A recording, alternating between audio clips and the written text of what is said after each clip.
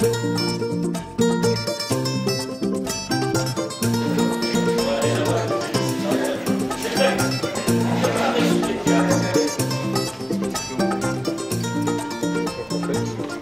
notre petit serveur, en fait notre double serveur. Vous avez ici une machine, en fait il y a une carte mère. En fait, c'est un PC sauf qu'il est mis en fonctionnement de serveur. Et puis une seconde machine juste en face. Alors la première, elle nous permet d'avoir ici des outils de wiki en local. Donc comme la connexion internet est très lente, c'est de la 3G. Donc le mieux ça a été de créer un petit site local qui est facilement accessible, donc le débit est très rapide puisque c'est sur place. Et on voit chaque jour, on a un accès chaque jour au compte rendu de la journée où chacun peut venir en direct écrire, donc c'est des terpads installés en local, peut venir écrire sur l'atelier. Donc il y a 4-5 personnes qui peuvent se connecter en même temps. L'idée c'est qu'à chaque fin d'atelier, il y a un compte rendu en ligne. Donc tout ça c'est sur cette petite machine là.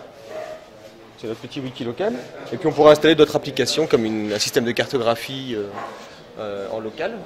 Par contre pour Internet, on a ici une autre machine qui est connectée avec la 3G. Donc on a en fait dans la machine, l'écran est ici. On trouve la connexion qui rediffuse sur le réseau. Alors vous allez trouver ici une sortie réseau qui rediffuse vers la borne Wi-Fi. Et la borne Wi-Fi elle-même a une deuxième borne qui est dehors, qui diffuse dans les salles d'atelier qui sont sur le village. Donc voilà un petit peu l'idée. Alors, quel est l'avantage de cette boîte finalement? C'est de se rendre compte qu'on peut complètement moduler le fonctionnement des machines et adapter, changer de carte. C'est vrai que s'il y en a une qui plante, j'en ai tout de suite une autre. Je pourrais en mettre une troisième au cas où. J'ai une seule alimentation qui permet d'aller mettre sur les deux cartes et aussi sur le petit switch qui est là.